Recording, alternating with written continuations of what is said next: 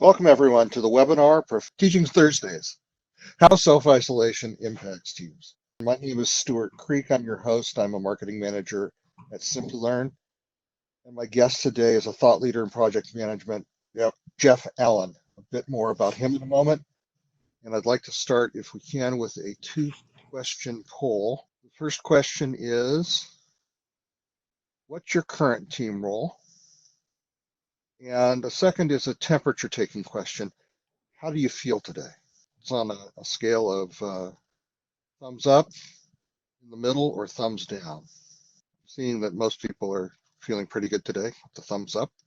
And as you can see, we have a variety of different roles represented in the audience today.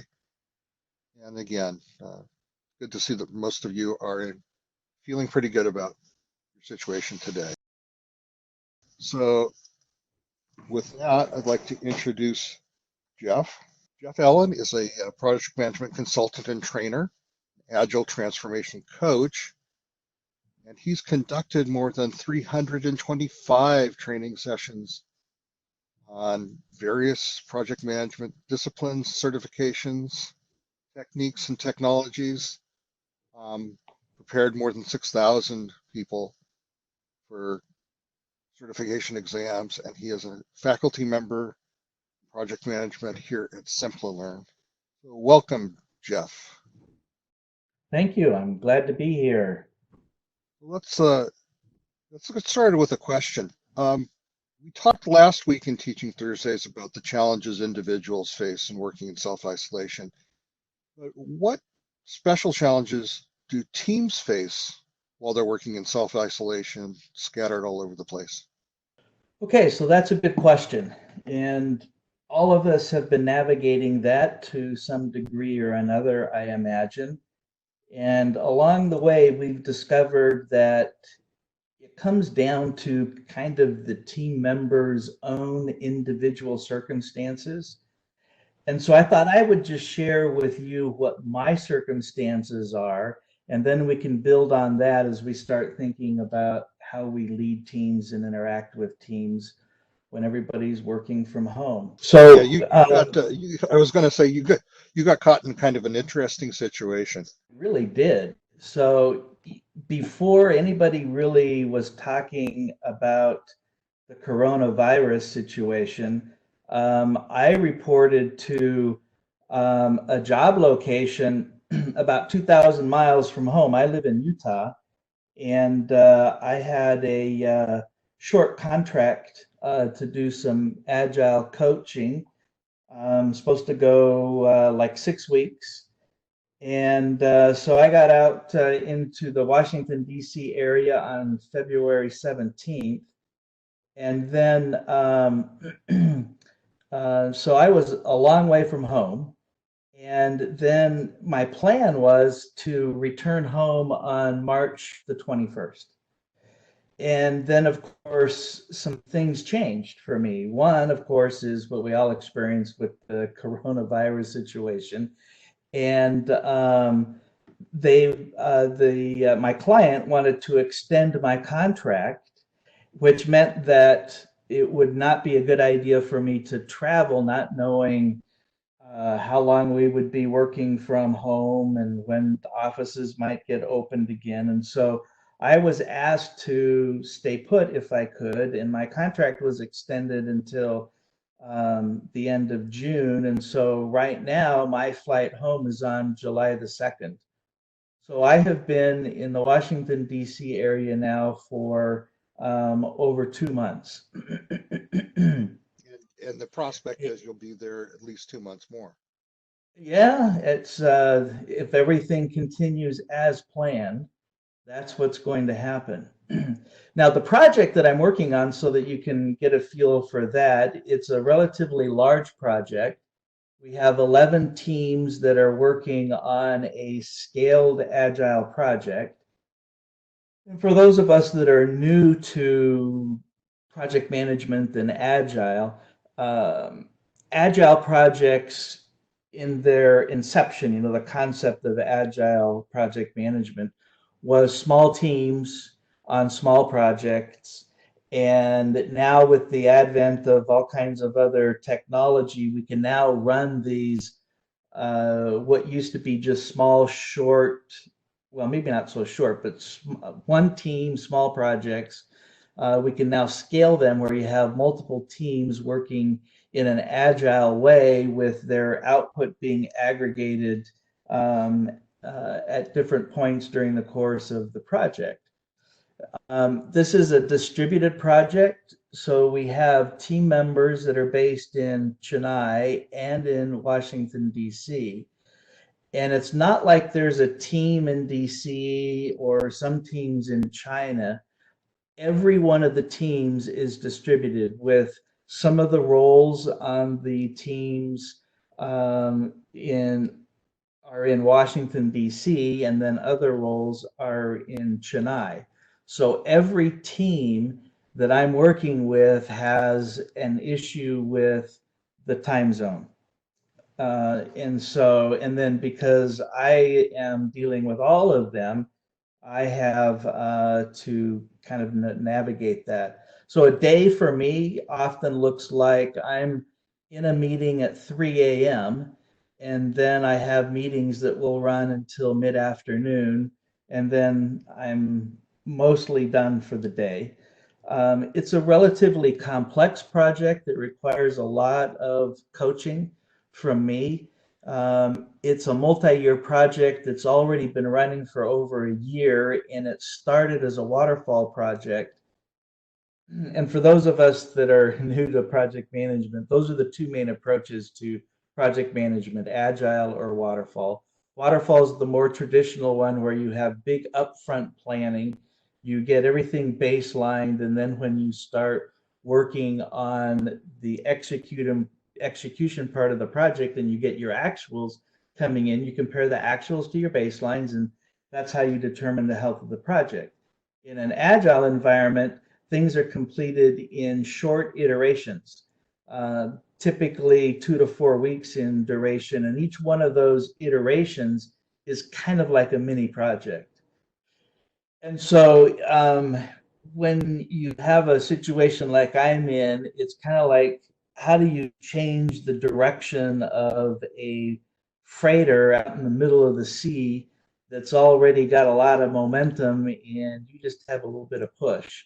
And so it takes a lot of effort and a lot of hands-on coaching. So what happened to me is I'm renting a bedroom in a private residence, kind of like an Airbnb situation. It's nice. It's better than a hotel, but it's still just one room. It's got a private bathroom and all of that, and you can see it's got a narrow desk that I set up my initial workspace at. And interestingly enough, when I was packing to come out here for what I thought was going to be that 5 or 6 weeks, I had this thought that I should bring 2 monitors with me. I'm like having this conversation in my head, why in the world should I bring 2 monitors? I use 3 at home in my home office, and I got that it would be helpful to have a couple monitors, but I didn't expect to be working from my bedroom. I expected to be going into the office and working. But I've learned that when you get that kind of inspiration, you should usually yield to it. So I figured out how to take stands off and pack up 2 extra monitors. And that was my original work at home, where I had a laptop sitting on a laptop stand and then 2 monitors to the side. And then that's now morphed into something a little bit different. Now you can see I took the painting off the wall, and I'm doing the typical agile project management using stickies on the wall. I call that my brain on the wall. And I borrowed a monitor from the folks that own the house where I'm staying. And so I ended up with 3 monitors and the laptop off to the side connected to a hub. So you can see that whether this was done out from my own initiative or for working with team members, providing them with the tools that they need to be productive, can be an enormously helpful thing to focus on. Right? It kind of has nothing to do with the actual work that people need to do, but creating an environment where they can be productive is huge. So the equipment that kind of supports what I have set up here is a chair, number one. My host had given me there was like a little side chair and it didn't have armrests or anything like that.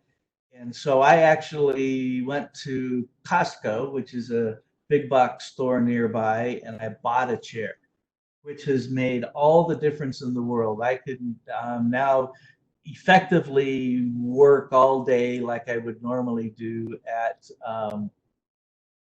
an office. And so that's kind of my environment now. So you saw the desk, the monitors, that kind of stuff. And the chair was kind of the thing that I needed in order to save my back and be able to work through the day. And Jeff, if that's, yeah. I just want to put a personal note on that. My wife transitioned to working from home several weeks after the lockdown here started, and she too purchased a chair for her home office. And what she found that the chair she bought, which is very nice, didn't work for her. So she literally went to her regular office and took her ergonomic chair from there and brought it home. So yeah, we understand that ergonomics is a really important aspect of getting your work done, being productive in isolation. Yeah, and so, and perhaps some of you that are participating with us have had to kind of navigate that as well. So you can see that I don't have the best desk space there. It's only about 15 inches deep, and it's hard to, ride on and do things like that. So I did buy like a dinner tray, TV tray kind of thing that I keep off to the side to give me a little bit more extra space. And then with that chair, I'm pretty good. Um, so that kind of takes us to this section here. And Stuart wanted me to address what are some of the tools that I use to communicate with my team remotely, keeping in mind that, go ahead, Stuart. I was just going to say that you know, as you pointed out, you've got team members all over the world, and the teams themselves are split up geographically, and so communication coordination is a huge challenge. And we're really curious about what tools you use to overcome that. Yeah, and so I kind of view it as laying the rails for your productivity train. Because if your folks don't have what they need to communicate effectively, um, things will grind down to a halt. And so here's what I have personally set up here in my bedroom away from home and my office away from the office. Um, so there's the equipment side, and then there's the software side. For the equipment, I have, of course, my laptop. And my setup ended up being I have a personal laptop that looks similar to that. And then my client issued. Jeff, I didn't hear what you said, Stuart. Sorry. Jeff, for a second, we lost your audio at the moment that you said that your client issued you a laptop. Can you hear me now? So if you might want to go back a step to that. I can. Can you hear me now? Oh, okay, good. So what I was saying is that I started with my own laptop, and then I was also issued a laptop from work. And that meant that I would be switching back and forth to some extent to work on some of my own projects that I'm always working on, even when I have other assignments. And so I did invest in a docking station. This is a relatively high-end docking station, but it allows me to connect up to 4 monitors. And then it's got an array of USB ports and Ethernet if you wanted it, and you can plug in speakers and things like that. And so what I can actually do is just take a USB-C cable out of one computer and plug it into another, and the keyboard, the mouse, the monitors are then attached to that other laptop. So that has been very helpful. Your team members may have a situation like that. If not, sometimes a docking station just makes it easier because you can have a full-sized keyboard and a mouse instead of using the usually smaller and a little bit more difficult laptop keyboards and touchpads. This is the keyboard that I got. It's just a Logitech keyboard. And it works great with the nice Logitech mouse. And these are wireless, connected to my laptop through the docking station. And then you saw that I have the multiple monitors set up. One of the things that is critical is a webcam. And you know what's interesting was I wanted to buy a webcam because I didn't bring one with me, and they were super expensive. Relatively high-end webcams that were normally costing about 99 bucks, about $100, had gone all the way up to $499. And so I actually had one of my sons go over to my house in Utah and send me webcams that I had at home. And then, of course, with all the gadgets, you know, having a USB hub kind of helps, you know, bring everything together. Now, your team members may not need to have all of this kind of equipment, but they need to have enough so that they can be productive and not have to be fiddling around with cables and setup and things like that. So again, you know, when you think about working with your team members who are self-isolating, think about yourself. What's working for you to see if you can help facilitate them having a similar setup, or at least one that works well for them. So that's kind of the hardware side of things, but that's only the beginning. You also have to communicate and do work. And so there's the software side of it.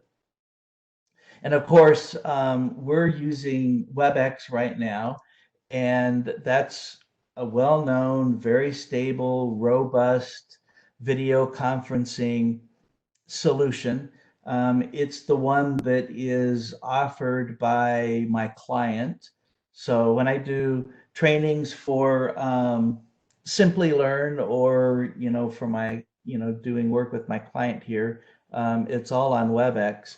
You know, interestingly, I did have a week after I came out here to the Washington, D.C. area where I had a Simplilearn PMP exam prep course, which is a 4-day course when we do it live. And the first 3 days were done live on site, and then that organization issued their mandatory work from home. And so the last day of that live seminar was actually done from this bedroom using WebEx. So not only can you do, you know, your regular work if you have teams and are working on a project, but I've proven that you can even do training using WebEx, and it went very well. There's other solutions. There's Zoom, there is Skype, there's Microsoft Teams, there's Slack. So there's, you know, a lot of solutions out there for how to connect. I'm not doing it now, but I've used Google Hangouts, Meet from Google Hangouts, and that works well as long as you don't have too many people. it would still be free. Now, when it comes to how you communicate with your teams, I have found that I needed some software that I could use to create some pictures and annotate them and share them with team members, because you don't have the luxury of, saddling up next to somebody at their desk and demonstrating how to do something, or getting your team together in a conference room and showing them how you're going to do one thing or another. So I use Snagit for that. And during the day, it's not uncommon for me to do 7 or 8 little Snagit images that I will then annotate and then email out to various team members. And I also have another software solution called Camtasia, which is gives you the ability to create videos. And so you can record your desktop while you talk.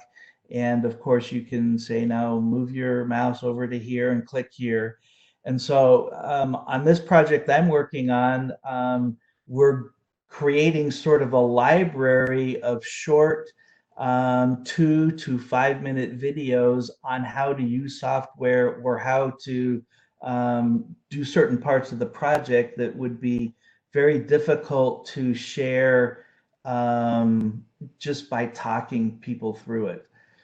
So that can help you, if you're working with teams, kind of make the training and the interaction and the guidance very rich.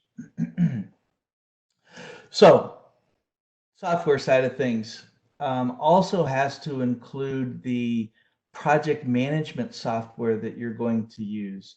And there are, luckily, as you probably know, many different solutions out there. The one that I'm using for my consulting contract here is Azure DevOps, which is a Microsoft product. And so the organization that I'm consulting with is a very large organization, over 25,000 employees across the world. And so they were already a Microsoft house and had already settled on Microsoft Azure DevOps. And particularly if you're dealing with projects in the Agile area, this is an excellent piece of software to use. There are others that are very good. Jira, I have some experience with Jira as well. Jira is a agile uh, project management application. There are others. There's even some free ones. If you have small projects and your budget is tight, you can use Trello. That allows you to set up Kanban and other views and connect people and manage a project that way. There's version 1. There's others out there. And then there are also waterfall solutions. One of the common ones is Microsoft Project. But whatever your solution is, everybody needs to be on the same solution. And you're going to find that everybody's going to need some additional training on how to do that.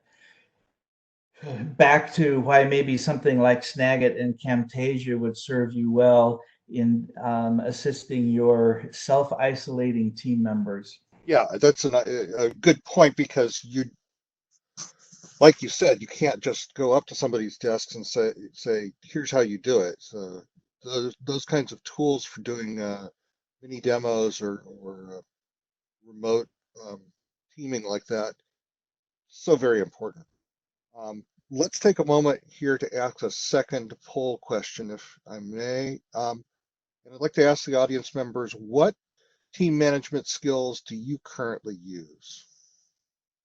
And there's some of the things that Jeff has talked about, some other things that relate.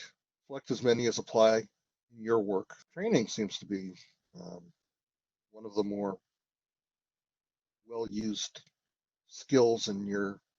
Not many of you, relatively speaking, are using Scrum, Agile techniques currently. Um, Meeting facilitation and training are both important skills that you're currently using. So let's move on to. Just to interject something there, Stuart, depending on how evolved we are when it comes to dealing with this work at home situation, we can get better and better at tailoring what we do and how we do it. Because you can have a one-to-one meeting, you can have a one-to-many meeting, kind of like a training, and then you can have a many-to-many, which would be like a team meeting or a brainstorming session. So there's multiple different skill sets that we'll be getting better and better at as we navigate how we deal with managing projects in this kind of distributed environment. Yep. And I think that you're just about to talk about that, how you keep projects moving forward um, when your team is scattered all over the earth. And this is specifically about, as you said, you're working on projects now. Your team has a job to do, a goal to accomplish, and so how do you make sure that the team focus and the team effort keeps moving in that direction? Yeah, so there are so many different ways that we could approach this. I thought I would leverage the project management point of view to make some points and to maybe kind of get our brains spinning a bit and be creative, because we could probably do a whole seminar on this. I could do a day on how to um, manage teams and communicate and facilitate meetings. But we don't have the luxury of that much time. So let me see if I can get us focused here quickly. So this chart right here is Scrum events, or leads up to Scrum events. We've got the different parts of Scrum, and Scrum is a type of Agile project management. But what's really interesting is not the roles and things like that, which if we're talking about how to do project management remotely, we would, deal with that. But it's the events that I want to focus on. In Scrum, you have 5 events. And what's interesting about these, they are all time boxed. And time boxing is an interesting concept. And I'll talk about that in a little bit more, but I just wanted to give you an idea that not everything that you do has to look or should look the same. Sometimes we're doing planning meetings, sometimes we're doing like daily scrums, those are sync up meetings. Reviews is where we're demonstrating what we've done and getting acceptance or not, and doing retrospectives. So there's different things that we would want to do as we're working with our teams. And all of these events are what we call time boxed. Okay, so That takes, yeah, go when ahead. I was going to ask, uh, when you go to time boxing, that leads into the question of how to stay productive in self-isolation, because we're not in the same office as our coworkers, our managers, our subordinates, and so we don't have those social cues or visual cues or time cues from the office, and we have to rely on tools and techniques for self-discipline. So, what what tools do you use? Yeah, thanks for that question. So that was a little bit of a clunky transition, but where we wanted to get to is um, share with you the concept of time boxing and help apply it to the project that you might be working on, as well as individually. So the concept of time boxing is to create a fixed time limit for a meeting or an event. And the rule is that you can end a time boxed event early, but you never go beyond what the predetermined duration is going to be. And one of the reasons for that is time boxing is calculated to change behavior. So if you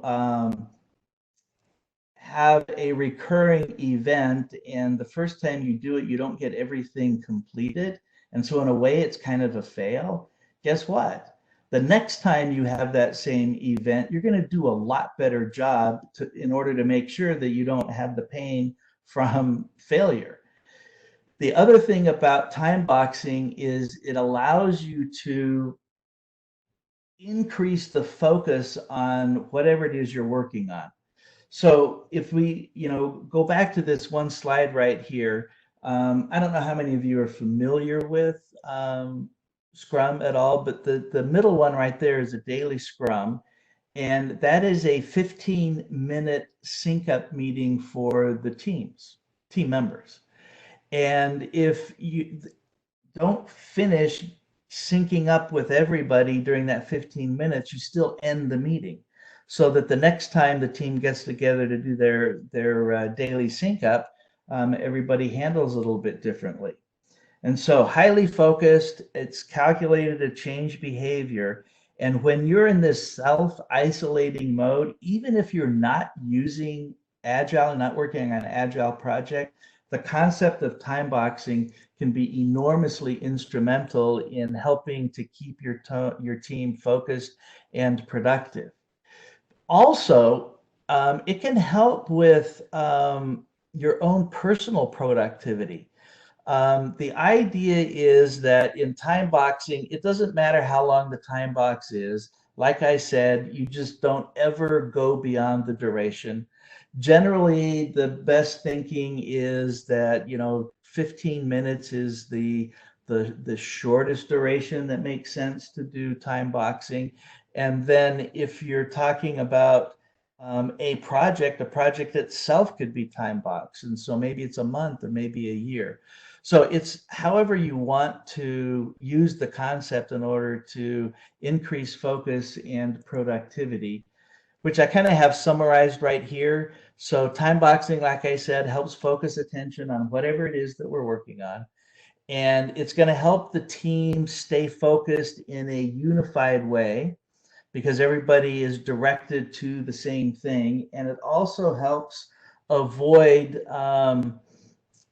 things called Parkinson's law and student syndrome.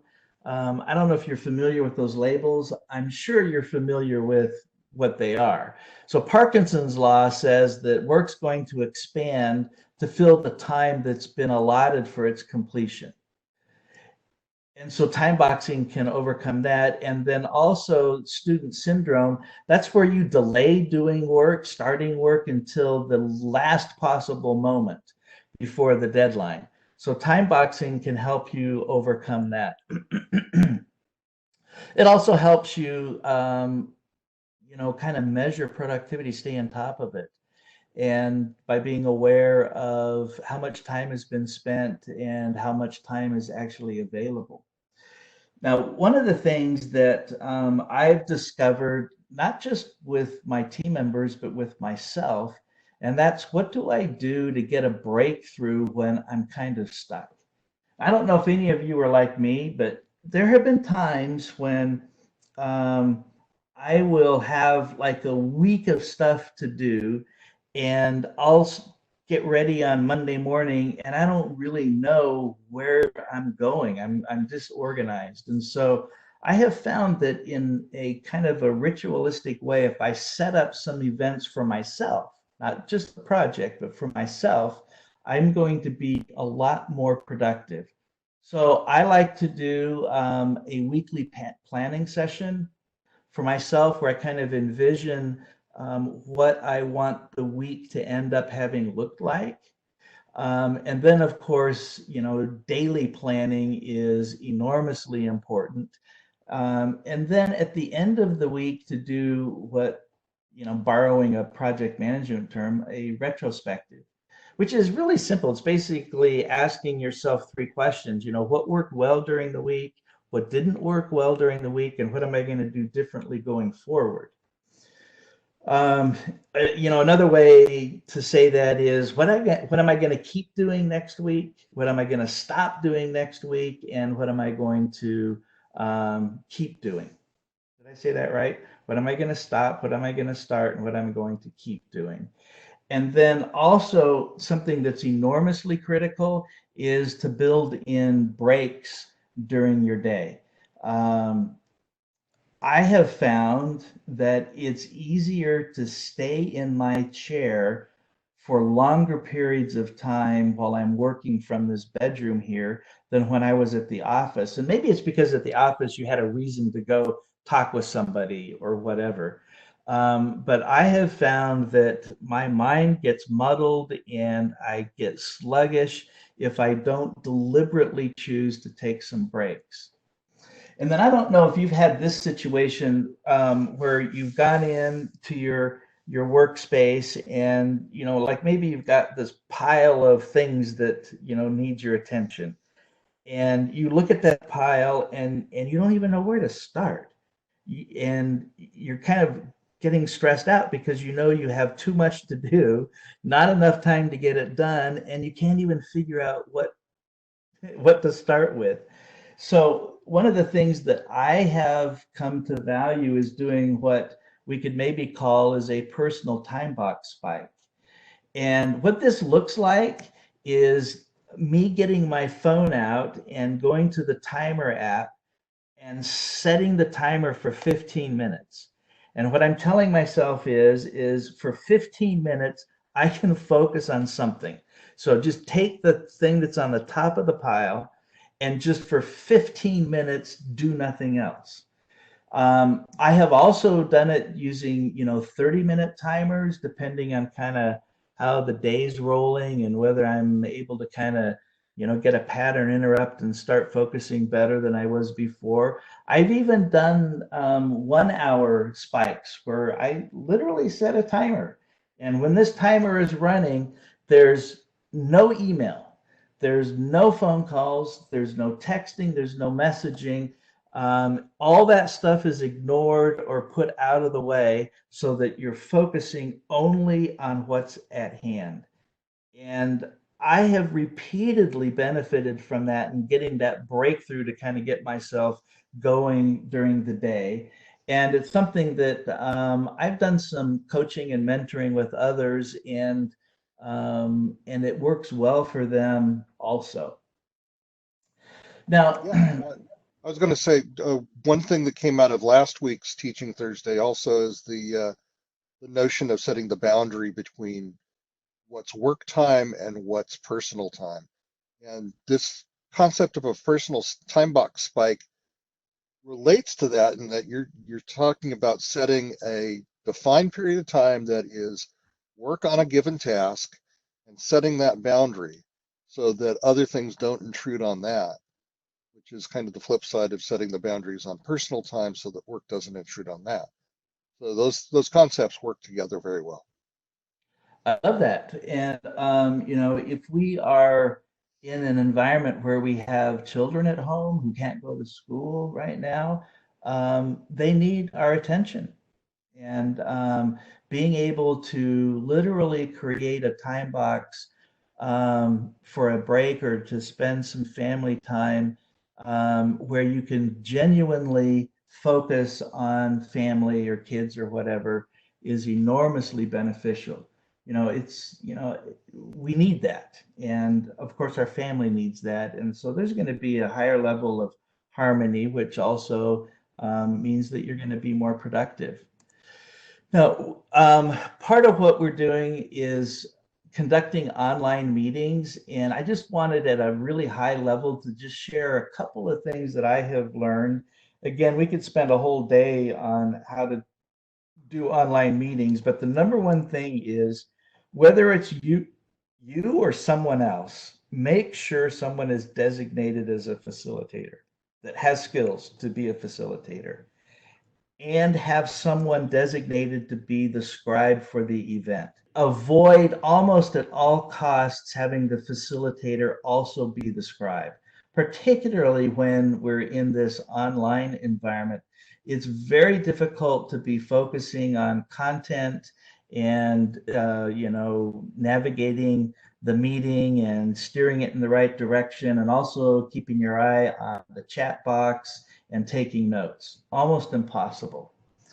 And just a couple tips that might help your meetings be more successful is have the facilitator start by establishing ground rules. Phones off, whatever it might be. And you can do this in a collaborative way, so everybody is contributing to what that meeting is going to look like. Here's a really big one. You gotta slow down on our online meetings. It's not like being in a room with 10 people where, in just a second you can scan everybody's faces and kind of get a read on their eyes on whether they're with you or not. So you've got to slow down, and you've got to ask questions, and you've got to be listening for what is not what's being said, but the message that's being sent, making sure you understand that. And then because we're separated, it becomes even more important to come to consensus when we're having meetings. So that when you're finished with a meeting, your objective is everybody can walk out of that meeting saying, I can live with that, the decisions that we made. That's a really great overview of how to keep meetings focused, and meetings are essentially the way we're going to be interacting online. The concept of, well, we can just walk over to the other guy's desk or get a few people together quickly is a lot less viable now. And the idea of putting together formal meetings and running them in a way that keeps them productive and moving and achieves that consensus that you talked about. It's so very important when you're working in a distributed motion. So the last question I have for you is, what long-term impacts do you see the crisis having once we're out of isolation and are allowed to go back to something closer to normal? What do you think the after effects will be? Yeah, of course, nobody really knows for sure what that's going to end up looking like, but we're all pretty confident that it's not going to be like it was before. And I don't know if you've done what I've done, but I have actually read a little bit about it and listened to a couple other webinars that specifically are addressing, the aftermath of this whole crisis. And so I thought I would just share with you a couple of the things that I picked up on. And again, this is, a little bit more like just, getting our brains thinking and being prepared for whatever it might end up being. Um, you know, One of the things that many people are talking about is there's going to be a significant increase in unemployment. In the United States, of course, that's already happening. I expect it's happening in other parts of the world as well. And also, there's going to be a lot more remote working going on. Um, I have noticed that it's a little bit of a mixed bag, kind of a two-edged sword. I find that a lot of my team members are actually working longer than they were when they were at the office. And so I have to be concerned about, their, long-term productivity. But the other side of it is that, I've been on meetings, when you can hear babies crying in the background. But regardless of the downside of remote working, it's going to be much more common. So a couple suggestions that go along with what we're facing or going to face. One is, ramp up our networking. You know, be talking to people, emailing, whatever it is, work your network. Which related to that would suggest let's keep our social media profile up to date and maybe even improve it. LinkedIn, I have gotten a lot of business off of LinkedIn from people I don't know because, they saw a connection and they checked it out, and, and maybe caused them to do a search on YouTube and see some of the training videos that I've done that are out there. So, you don't have the lunches and the other get-togethers that we used to have, and so we've got to network and use social media a bit different.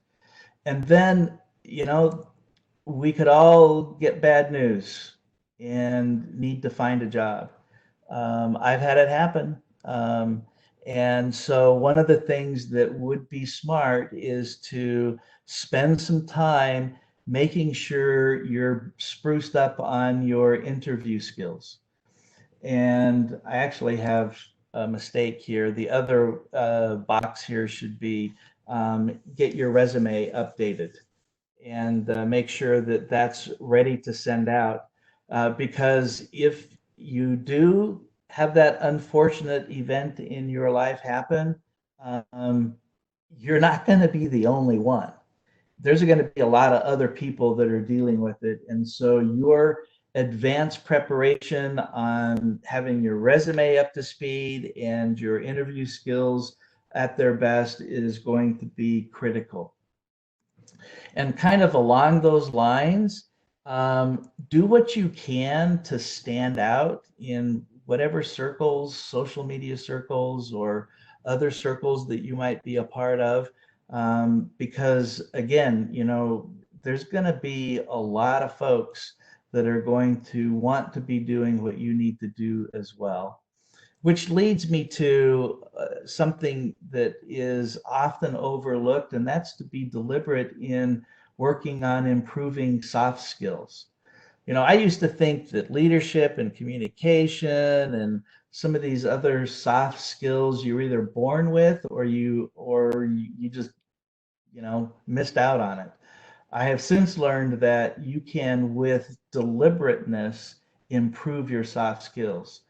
And when you're working from home like we are now, there's plenty of time to kind of carve out and practice, carve time out and practice those skills, even if it's with family members.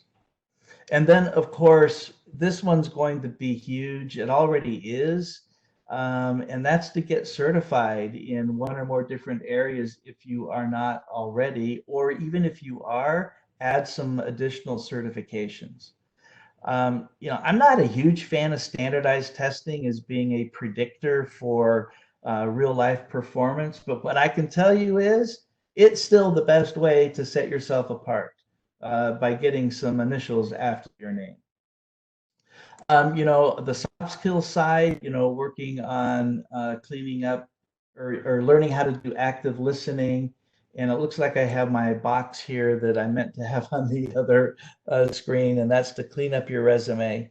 And then in particular, work on your facilitating techniques. How do you conduct meetings? How do you take people that have strong personalities and work your magic so you can get everybody onto the same page, even when you are working remotely? Now, I come from the project management world, and I'm not sure if you do or not, but for those of us that do live and work in the project management world, I wanted to share with you a couple of the certifications that I think carry the most weight when it comes to getting a job, keeping a job, and having a career path that will be not just satisfying, but monetarily rewarding. So the number one project management certification in the world today remains the project management professional, the PMP.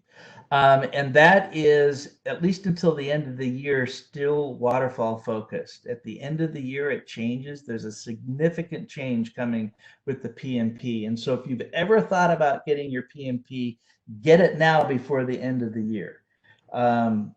The exam is changing in content, the types of questions.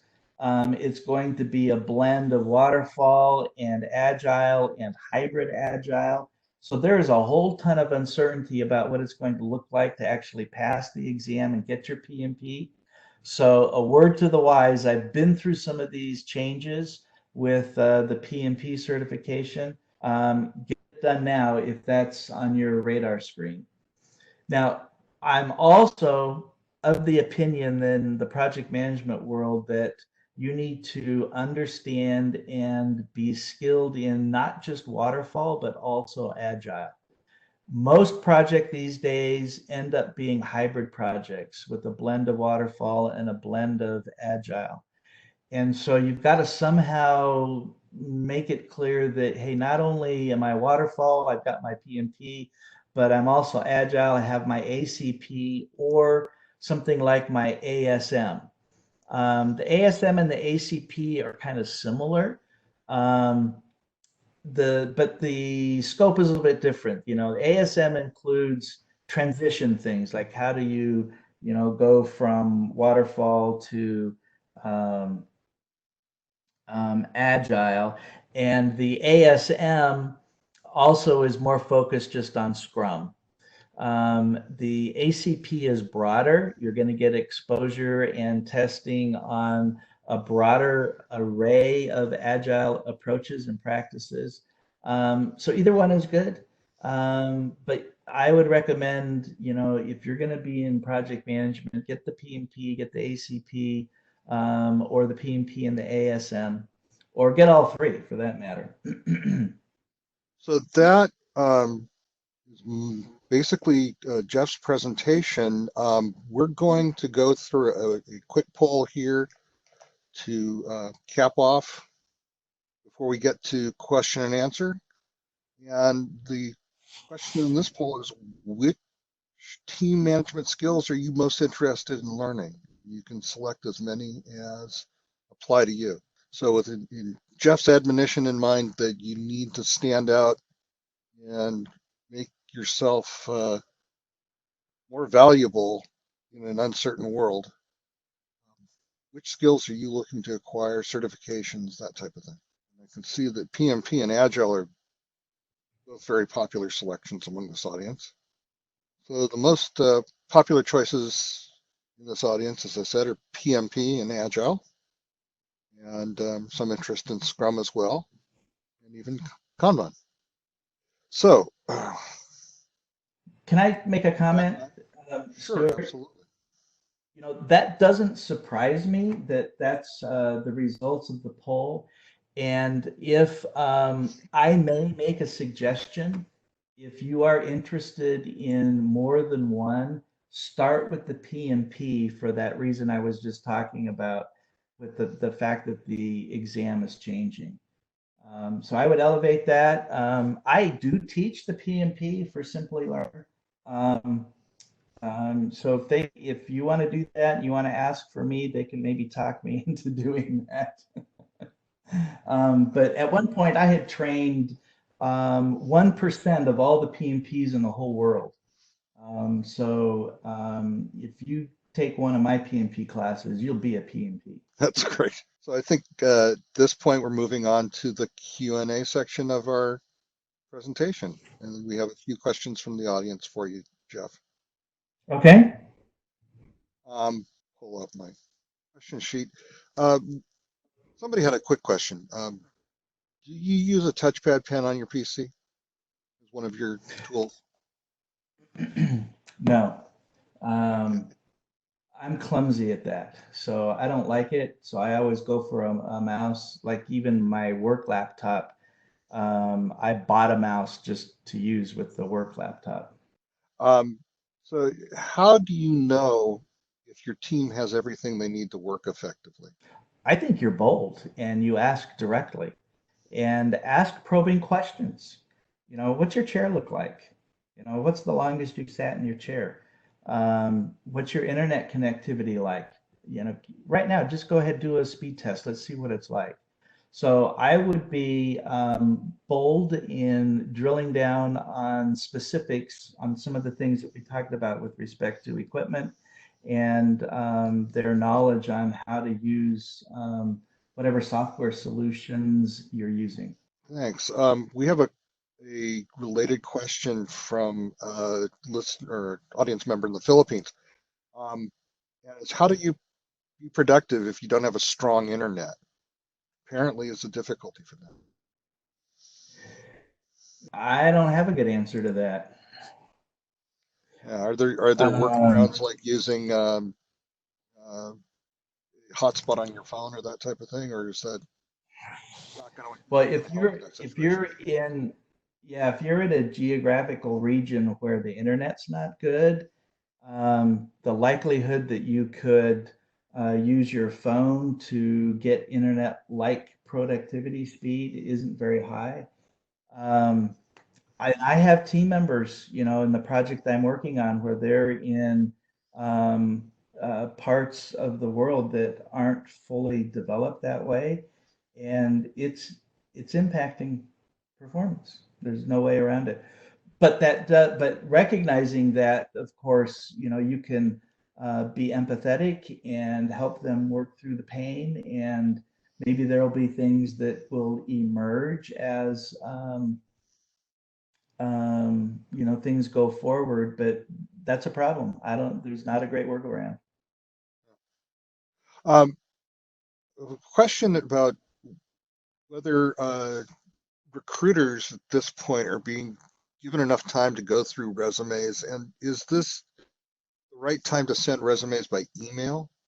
Absolutely. I would be all over that. If you're in a situation where you need a job, I would push every lever you can think of. Sending out emails, going to these employment websites, identifying headhunters that might be able to help. In the environment that we're in right now, it's going to be the shotgun approach to get started. Great. We have a question I think I'll go ahead and address, which is, some people asked about some free certification or free education courses, and I know that at the present time, Simplilearn is offering a number of its basic courses for free, um, mainly through the Android uh, mobile app. But you can check our website for that. You can also check our website for discounts that we're running at the present time to help people on our certification and training courses. So I think that's all the time we have for Hey, questions, but Stuart, I Jeff, might just mention something. sure I've thing. been around the block a long time, going around the block a long time when it comes to training and certification. The best learning management platform I have ever dealt with is Simplilearn. So, I mean, you can do live classes, you can do online pace yourself classes, you can do blends of those. The testing, the practice testing platform is awesome. And you can even sign up for classes where you have access to materials for several months. It's not like, hey, a 4-day thing, and then, either you get it done or you don't. So I am a faculty member at Simplilearn, but I also am a faculty member with other organizations as well, and nobody comes close to Simplilearn when it comes to their online learning management system. Thank you for that endorsement, Jeff. Um, we like to think so. Um, are you able to advance the slide? I'm I think I seeing the can. poll. I think I'm seeing the poll Well, I number just slide. try. Refresh Let me that. try again. Here we go. Yeah, one more. There you go. And here we go. So, Jeff, if you'd like to thank the audience and give your Oh yeah, information so hey, they can team. contact you. Absolutely. So, first of all, team, thanks for taking time out of your day. And excuse me. You can find me on LinkedIn, and I would be happy to engage with you and share any guidance I might have. So you can find me just Jeff Allen on LinkedIn, and be happy to be of assistance in whatever way you would like. Okay. And thank you, Jeff. Everybody, please join us next Thursday and the Thursday after for our Teaching Thursdays webinars. Next Thursday, we'll have Ronald Van Loon talking about how self-isolation affects doing data science work. And the following Thursday, May 14th, I should say, how self-isolation impacts a digital marketing career. That's with our Matt Bailey. And please do connect with Simplilearn on our platforms, Facebook, Twitter, LinkedIn, and feel free to contact us with any questions. We'd be glad to help you get the certifications you need to move forward in these uncertain times. That concludes our webinar. Thank you again. Look forward to helping you soon.